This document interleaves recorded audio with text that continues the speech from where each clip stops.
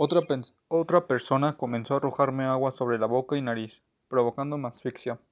En tanto otra persona sobre las plantas de los pies me puso un cartón y me golpeaba fuertemente con un palo de escoba en repetidas ocasiones, gritándome: se pasaron de verga con un cabrón bien pesado y ya están pagados. En algunos lapsos de tiempo, que para ellos eran descansos, me recargaban contra la pared, sentado. Me ponían una bolsa de plástico en la cabeza y me tapaban con la mano la boca y nariz, y nuevamente sentía puñetazos en el estómago y tórax, y patadas en las piernas y glúteos. Otra persona ponía sus botas a la altura del empeine de mis pies y dejaba caer su peso. Perdí la noción del tiempo.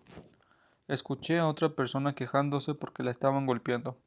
Gritaba que él solo había participado un par de veces y que solo platicaba con las personas, haciéndose pasar por otro secuestrado, y que eso lo estaba haciendo porque su papá era un ojete y desde pequeño humillaba a su mamá, a su hermano y a él. Sabía que el dinero su papá lo conseguía comprando mercancía de camiones robados y trabajando para otras personas interceptando llamadas, y que él se había autosecuestrado porque necesitaba dinero y no tenía para el hospital de su esposa, pero que se comunicara con su patrón y que él arreglaba todo. Me levantaban momentáneamente la venda y me enseñaban diferentes fotografías. Me hicieron llenar una hoja tamaño bloc o esquela, no recuerdo si a cuadros o de raya, que tenía una numeración, y alguien me dijo que pusiera nombres zodiacales, como Piscis o Sagitario, y otra hoja que era blanca ya venía con escritura de computadora. Parecía agenda porque tenía nombres y teléfonos y a un lado otros nombres. Me hacían escribir palabras como hermano o hermana, hijo, empleados, etc. En otra hoja en blanco me hicieron escribir una numeración del 1 al 10, del 100 al 1000 y del 100.000 al millón, y repetir consecutivamente de 1 al 10 millones. Sobre mi pecho se cambiaba otra persona menos pesada, era una mujer. También me insultaba y me sostenía la cabeza al momento en que me tiraba agua sobre la boca, y seguían con los golpes en las plantas de los pies con un palo de escoba. Lograron introducir una parte de este palo en mi recto, causándome dolor, diciéndome que hiciera un trato con ellos para que ya pudiera irme junto con la francesa, que a ella la estaban tratando igual que a mí. A través de las vendas yo veía el contorno de personas altas a las que les decían: identifíquelo bien, porque este puto va a pagar. La persona que yo escuchaba que gritaba y lloraba dejó de hacerlo, y la mujer que estaba sobre mi pecho me decía: ya ves, pendejo, aquel ya pagó, y ya se lo llevan. Acepta la propuesta que te van a hacer, ya para que tu novia se vaya. Después se acercó una persona junto a mí y con voz amable me dijo: mira, Israel, te pasaste de listo con alguien muy importante. Algunos de nosotros somos policías y algunos no. De que te van a chingar, te van a chingar. Ahorita va a venir una persona y le vas a decir que si tú no regresas a tu casa van a matar a unas personas. Una de las personas que iba en la camioneta, en la parte delantera, cuando me detuvieron, recibió una llamada telefónica y me preguntaba por la combinación de mi caja fuerte que tenía en mi recámara. Y esta persona, después de dar mi número de combinación, le ordenó a la del otro lado del teléfono que, cuando estuviera abierta, la forzaran. La persona que estaba junto a mí me dijo: si tú haces lo que se te dice, tu novia se va. Yo acepté. Después de esto me vistieron, sin quitarme las vendas de la cabeza, y sin vendas de manos y pies, me volvieron a subir cargando por las escaleras. Esta vez me subieron a una camioneta más grande, y me llevaron al tercer asiento de una Suburban. Esto fue pasada la medianoche. Se subieron unas personas, sin que sepa cuántas. Una de ellas me dijo: vas a hablar con tu novia. Al empezar a hablar con Florence, le dije: ya te vas. Hice un trato con estas personas que te van a ir a dejar la embajada. Di que perdiste tus documentos y vete a un país. Vete a tu país. Perdóname. Quise hacerte feliz y no pude. Después de un rato salimos de ese lugar. Se detuvieron sobre una avenida principal. Me dijeron: ya cumplimos, tu novia ya se fue, y de ahora en adelante vas a aceptar todo lo que venga, porque si no le rompemos la madre a toda tu familia. Ahí sentí que avanzaba la camioneta con más facilidad. Me dijeron: ¿reconoces aquí? Sobre la carretera federal a Cuernavaca, antes de llegar a mi casa. Ingresamos, ya que las puertas estaban abiertas de par en par. Una camioneta express estaba a punto de salir. Las puertas de atrás la estaban cerrando. Al terminar de acomodar un refrigerador que reconocí como mío, se retiró. Luego me pasaron a otra camioneta color blanco. Tenía una banca al fondo. Yo estaba esposado. No dejaban de meter objetos de mi propiedad, una televisión, centro de entretenimiento, maletas con ropa de Florence. El vehículo tenía una especie de periscopio, y cuando me quedé solo, veía a través de ese espejo camionetas pick-up. Algunas tenían el logotipo de la AFI y otras no. En ese momento baja a una persona como de mi estatura o más alta. Los AFIs lo traían golpeado. Mostraba barba crecida y lo trasladaban al interior de una cabaña que está a la entrada del terreno que habito. Empiezo a caminar hacia la cabañita, comienzo a sentirme mal y vuelvo el estómago. Veo que llevan a Florence caminando y la meten también en esa cabañita. Le pregunto a la persona que me sostenía, ¿no que habían dejado ir a Florence? Al abrir la puerta, veo a Florence sentada sobre el sillón que yo tenía en el garage, junto con una televisión grande y vieja, y una mesita con documentos. Diplomas personales míos, diplomas de mis hijos, fotografías de mis padres que antes estaban en mi casa, así como mi pasaporte y otros documentos que antes guardaba en mi caja fuerte y fotografías de Florence que tenía en mi departamento. Me sientan junto a Florence y nos ponen una cobija sobre las piernas, esposados los dos personas de traje con abrigos largos oscuros, altos, de tez blanca, pelo corto y uno de lentes que más adelante escucho, se llama Israel Zaragoza. La otra persona con abrigo largo llega directamente a golpearme en el rostro.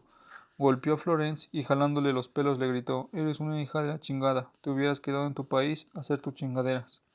Reconozco su voz como una de las personas que estuvieron torturándome horas antes, de apellidos Cárdenas Palominos. Me entero porque esos apellidos se los proporcionó a unos reporteros. Cárdenas Palomino salió y volvió a entrar con una maleta oscura. En su interior me enseñó credenciales para votar sin fotografía. Estas vas a decir que se las vendes a los polleros. Le daba indicaciones a otras personas de en qué lugares y cómo tenían que entrar para hacer las tomas. Cuando Cárdenas Palomino me golpeaba, escuché una voz de mujer. Gritaba: «No le peguen, ellos no nos hicieron nada». Y otra voz de hombre le contestaba: «No los defienda, son unos hijos de la chingada». Reconocí la voz de la persona que hora antes estaban golpeando el mismo lugar donde me golpeaban a mí. Cuando salen estas personas de abrigo largo, se queda un oficial de la AFI que traía un logotipo con pasamontañas, botas y arma larga. No sin antes golpearme con el puño cerrado, me amenazó que no me pasara de listo. En ese momento enciende la televisión en el canal 2 de Televisa, y empezamos a ver y escuchar la voz de Loret de Mola, que decía que se iban a enlazar para el rescate de unos secuestrados.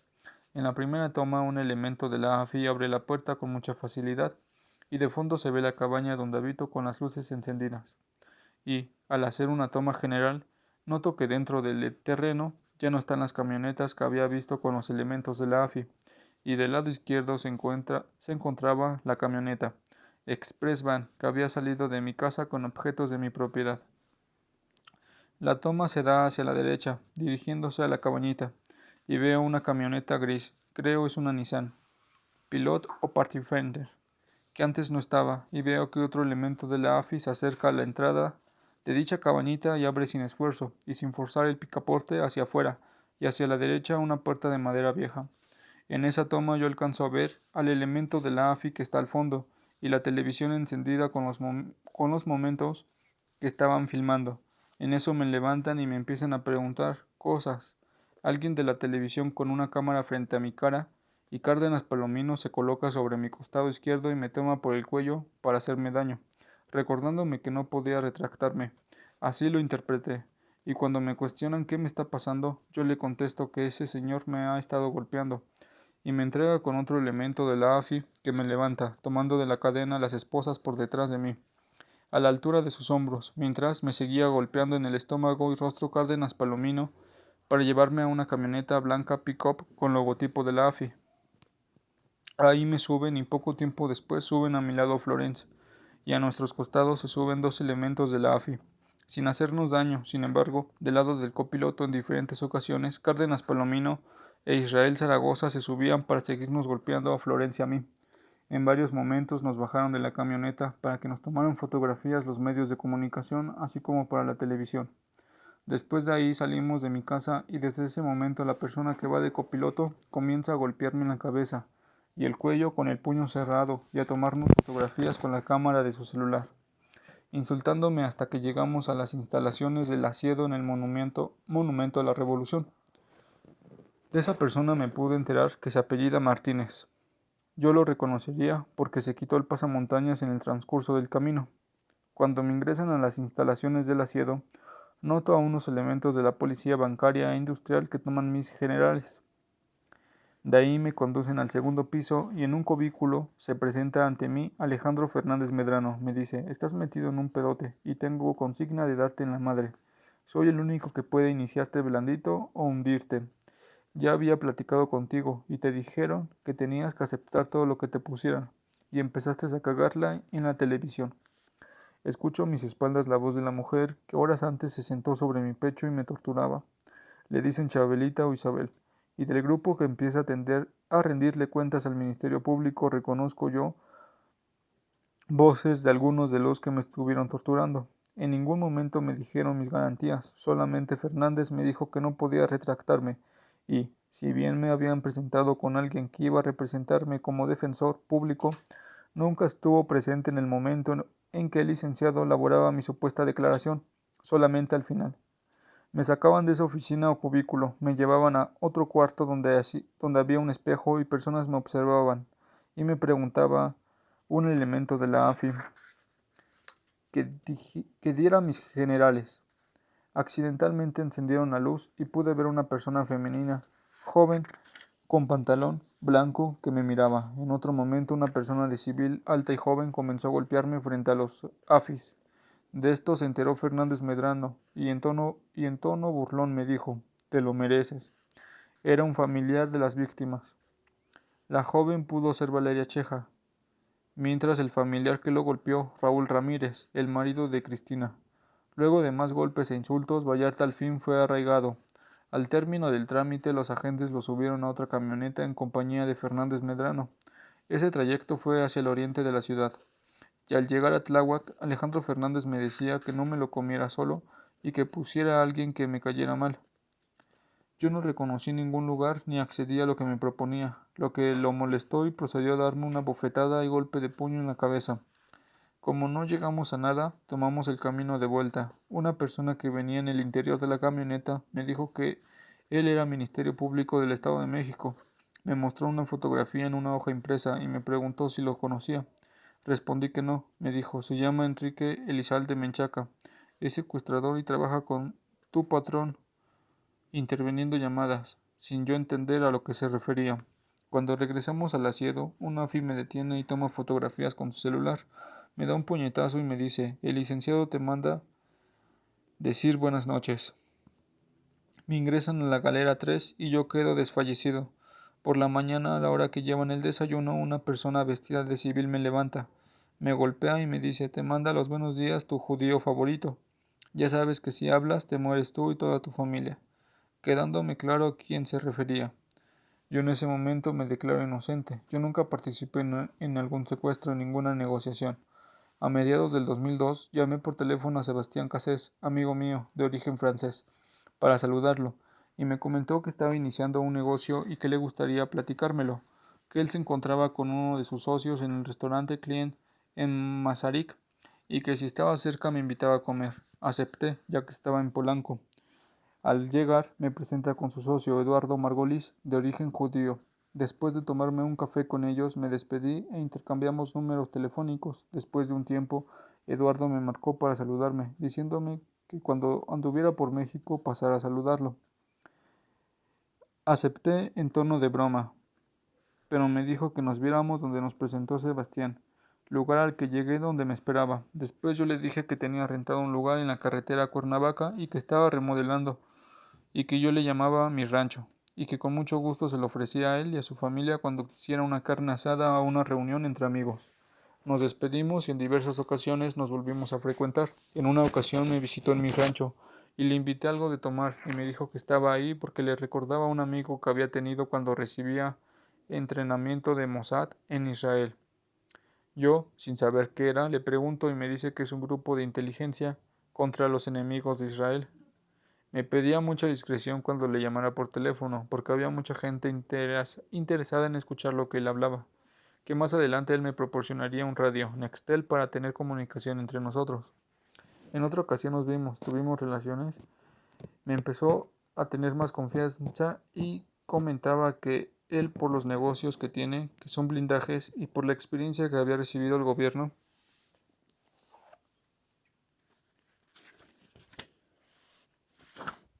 del gobierno de Israel, a la comunidad judía la asesoraba en casos de secuestro y les vendía aparatos justificados, así como vehículos y protección, y que su posición frente a la comunidad judía le permitía saber quiénes eran secuestrables, y que en una ocasión tuvo un problema con una persona con la que había hecho un negocio, y le quedó mal, de nombre Simon Name, y que se había cobrado con su sobrino, apoyado con gente que había sido policía y servidores públicos, que uno de ellos hacía el trabajo fuerte, que yo ya lo había conocido en una ocasión, y que le dio un aventón para verse conmigo, entre Eje 10 e Insurgentes, de nombre Jorge Cruz Ramírez. Junto con otras personas habían atravesado un camión de basura para detener el vehículo de esa persona en plena luz del día, en Tlalpan, sin darme los detalles, y que al fin y al cabo, aunque habían pagado el seguro, se había cobrado. En otra ocasión también me comentó de un judío que al parecer trabajaba y recibía rehabilitación en un centro destinado para ello, y que él tenía acceso a informaciones personales de este sujeto que había tenido un accidente muy fuerte, un comerciante de apellido Cohen. En otra ocasión me hizo un comentario de que otro de sus clientes, que era dueño de, al parecer, de Plaza Masaryk, también había estado él muy cerca de la negociación para su liberación, y otros más de los que yo me acuerdo de apellido Segal, que también era comerciante. Se jactaba de que nadie se iba a imaginar la relación que él tenía en este tipo de actividades, por lo que me di cuenta que era una persona muy peligrosa. Además de todo lo que he platicado, me amenazó y me dijo que tuviera mucho cuidado con mi boca, y que nunca intentara pasarme de listo. Yo dejé de verlo por ser una persona peligrosa. Un día me pidió su Nextel porque iba a hacer un cambio de equipo y que después me lo devolvía, pero que no le llamara a su celular. Y si algo se me ofrecía, que le dejara recado con su secretaria Coco, situación que aconteció a mediados de 2003. Desde entonces no tuve acercamientos con él hasta que me enteré que había tenido problemas con Sebastián en diciembre de 2004. Y en septiembre de 2004, cuando visité a Sebastián, fue cuando conocí a Florence. Y en diciembre, cuando tuvo problemas, desconozco de qué tipo, me enteré que llegó a amenazarlo con su esposa y sus hijos de que podía secuestrarlos en cualquier momento. También me enteré por otras personas que este señor tiene varias demandas en su contra, como intento de homicidio en contra de George Curry, otra por extorsión contra las hermanas de este último. María de Lourdes más adelante podrá aportar más datos. Estoy seguro de que la única persona que tiene el poder tecnológico y económico es esta persona, misma que señalaban los agentes de la AFI como quien había pagado para chingarme. En el centro de arraigos me mandó un aviso, que si yo abría la boca o lo involucraba, toda mi familia desaparecería. Por eso pido protección para mi familia y para mí. Pido que estas personas, tanto Ezequiel Elizalde como Eduardo Cuauhtémoc Margolis, sean presentadas y se les investigue, así como otras posibles personas que colaboran con él. ¿Por qué dijiste eso? Una vez a solas con Israel, el abogado Héctor Trujillo se muestra tan escandalizado como anonadado. Se refiere, por supuesto, al momento en que su cliente afirma. Igual explica que otros presos le recomendaron hacerlo así para protegerse en caso de ser acusado de complicidad con el empresario judío. Trujillo no se anda con rodeos y le dice que ha cometido un grave error. Cuando por fin le toca su turno, luego de escuchar por varias horas la confesión de Israel, Florence se limita a responder a las preguntas de su abogado. La imagino entre atónita e irritada con la disparatada confesión de su exnovio, que la convierte en cornuda ni más ni menos que a manos de Margolis. Que diga la indiciada desde cuándo vive en la calle de Hamburgo 316. Le pide Ochoa al inicio de su comparecencia ante la jueza, del 7 de diciembre de 2005 al 8 de diciembre, ya que fui detenida por agentes. Que diga si recuerda qué hizo el 8 de diciembre de 2005. Aquí Florence repite la mentira asumida ya por Israel, que se quedó de ver con él en un puesto de comida, que el taxi se descompuso, que allí vio a un hombre de abrigo negro, Cárdenas Palomino, y que Israel la recogió allí para llevar sus muebles al nuevo departamento de la colonia Juárez. Luego relata que ambos fueron detenidos por agentes de la AFI y conducidos a las inmediaciones del asiedo. Siguiendo paso a paso lo ya dicho por su novio o exnovio, también confirma que Israel fue torturado a lo largo de todo ese día, mientras ella permanecía en una camioneta estacionada frente a las instalaciones de la Procuraduría, que la maltrataron y le pidieron que reconociera a distintas personas en una serie de fotografías. En fin, que fueron conducidos de vueltas a las Chinitas, donde se vieron obligados a formar parte del montaje orquestado por la AFI. Florence añade un par de detalles a su relato previo.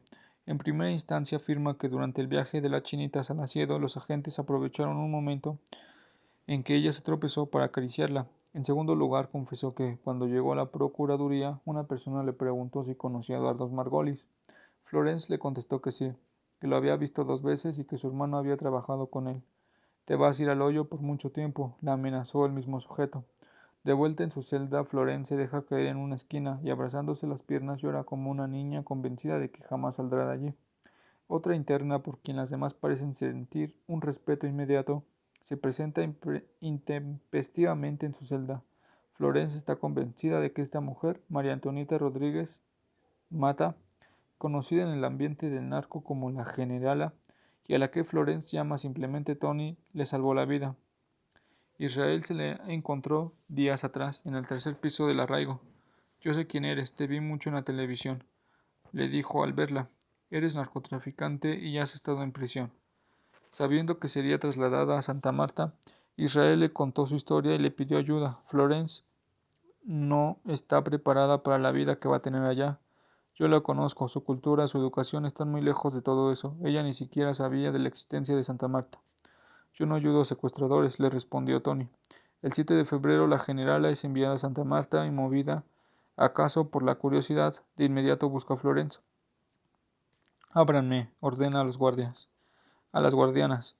Tony se introduce en la celda y le entrega a Florence una bolsa del supermercado con productos de limpieza, incluido un par de guantes de plástico, para que limpies este lugar. La conmina. La generala también le regala unas sandalias. «No te vayas a bañar sin estas y no vayas a caminar descalza porque te llenarás de hongos». Extrae un rollo de papel de la bolsa y ayuda a Florence a colocarlo en la reja para conseguir un poco de privacidad. Al terminar le regala una rosa fresca que Florence coloca en una botella de refresco. «La primera que la toque o le falta el respeto se las va a ver conmigo», grita la generala para que los custodios e internas puedan escucharla. Aquella tarde, Florence se da la primera ducha con jabón desde su arresto y al fin puede secarse con una toalla limpia. Cuando termina, Tony se la lleva al descansillo de una escalera, un lugar prohibido para las demás internas. «No sé qué quieres, pero no tengo nada que darte», se explaya Florence. «No conozco a nadie aquí, estoy perdida y no sé por qué me ayudas. Pero te lo repito, no tengo nada que darte». «Cállate», le reprende Tony. «Vamos a hablar de tu caso. Si eres inocente, te voy a ayudar». Florence le cuenta su historia. «¿Entonces eres inocente?» «Sí». La generala protegerá a Florence hasta que, meses después, solicite su traslado al penal de Tepepan, donde volverá a encontrarse con ella. Cuenta la leyenda que en el siglo XVI, el rabino judío Judas el León se consagró a proteger a los judíos del gueto de Praga ante las amenazas del emperador Rodolfo II. Reunió arcilla de las orillas del río Moldava, les dio una forma más o menos humana y le colocó en la frente una inscripción de papel con el Shem, las letras sagradas que esconden el impronunciable nombre de Dios. El monstruo, al cual dio el nombre de José, sería mejor conocido como Golem, de hebreo Galmi, la materia cruda con la que, según los salmos, fueron modelados los primeros hombres antes de que Yahvé les insuflara vida. Mejor lo dice Borges, el cabalista que ofició de numen a la vasta criatura apodó Golem. Estas verdades las refiere Scholem en un docto lugar de su volumen. El Golem de la Comunidad Judía de México llamó Enlace Judío de México Eduardo Cuauhtémoc Margolis. En el artículo homenaje, May Samra, directora de la publicación, suscribe este hiperbólico elogio. «Existen hombres y existen héroes, entre estos últimos Eduardo Margolis Obol, una verdadera leyenda de la cual se cuentan historias fantásticas que resultan finalmente siendo verdaderas. Eduardo Margolis ha sido un escudo protector de la comunidad judía de México. Ha sido el golem, ese fabuloso gigante creado desde el barro para defender a los judíos desprotegidos. Y como el golem, quien expusiera también los vicios de una sociedad, ha sido criticado y objeto de ostracismo. Cuando gran parte de una comunidad le debe la vida a un hombre que no teme ser instintivo animal, cuando es necesario, y que hace que un criminal prefiera abstenerse de su crimen que enfrentarse a él, cuando este hombre pone su vida en juego para defender a quienes no conoce, cuando un secuestrado, aterrorizado por sus captores y humillado por su impotencia, pide a Dios que Eduardo Margolis esté encargado de su caso y es salvado por él en medio de una balacera, es importante dar las gracias y reconocer. En el homenaje que se le rindió el 13 de octubre de 2013 tras largos meses de lucha contra la leucemia, al cual asistieron decenas de miembros de la Kebla, los notables de la comunidad judía de México, tampoco se escatimaron las muestras de admiración y cariño. Sus hijas Anita y Galit enumeraron las 8 virtudes que le transmitió: fortaleza mental, educación, autenticidad, valores, la necesidad de desconfiar, sencillez, autosuficiencia y amor. Mientras que su esposa Lili agradeció su ejemplo. Nos ha enseñado a luchar hasta el final, a ser guerreros incansables, a ver más allá y caminar siempre hacia adelante. En ese mismo homenaje se proyectó un video en el que cuenta: para salvar a un secuestrado tuvo que disparar, un tiro alcanzó la pierna de la víctima, pero aún así el joven agradeció su intervención. Este hombre alto, corpulento, calvo e impenetrable, descrito por quienes lo han tratado de cerca como una fuerza de la naturaleza, pareciera ser más bien el hombre de las 1000 caras. Si sus allegados no escatiman los panegíricos, sus enemigos no dudan de su maldad. Su red empresarial se extiende en áreas que van de los productos de belleza a las televentas y de los coches blindados a la asesoría en materia de seguridad privada. Todas las voces lo asocian con el Mossad y su actividad como guardián en la comunidad judía. Asesorándola sobre todo en casos de secuestro, lo vinculó muy pronto con los cuerpos policíacos del país.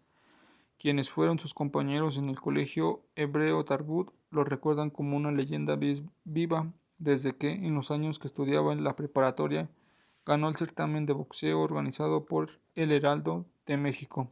Si hoy la comunidad judía mexicana sigue siendo reservada y prefiere mantener los asuntos de sus miembros a la sombra de la vida pública, en aquellos años su reclusión y su secreto eran mayores. Todos los conflictos entre sus integrantes se resolvían en su interior, al margen de la comunidad goy, incluyendo divorcios y disputas de negocios. Por eso resultaba tan sorprendente que de pronto un judío adquiriese semejante prominencia. Otras anécdotas de esa época se dice que en una ocasión envió al hospital a un chico que había intentado filtrear con su novia Lili en el Deportivo Israelita, y que una de sus entretenciones consistía en lanzar apuestas en las que se comprometía a madrear al cuarto conductor de un coche que por error se atreviese a rebasarlo. Eduardo y su hermano Samuel quedaron huérfanos desde jóvenes. En la comunidad se rumoraba que su padre había sido un jugador empedernido, y desde entonces ambos se vieron obligados a salir adelante gracias a su propio empeño. Eduardo no logró convertirse en boxeador profesional como hubiesen querido sus admiradores, pero él y su hermano transformaron el pequeño negocio de pinturas de su padre en una boyante empresa. En los 60 y 70, la comunidad judía mexicana era víctima tanto del antisemitismo congénito de los católicos mexicanos como de los ataques vandálicos de simpatizantes de la causa palestina. En muchas partes de la ciudad sus integrantes eran amenazados y golpeados, y con frecuencia templos y negocios aparecían con pinturas exhaustivas o con los cristales rotos. Para enfrentar estas amenazas se fortalecieron los grupos de autodefensa que, bajo la apariencia de organizaciones de acondicionamiento físico o Boy Scouts, recibían entrenamiento paramilitar por miembros o antiguos miembros del Mossad. Margolis tomó alguno de estos cursos en Israel y a su regreso se asumió como su principal promotor entre los jóvenes de la comunidad. Al mismo tiempo diversificó sus negocios, interesándose por la importación de productos israelíes, las cadenas de restaurantes y las ventas por televisión.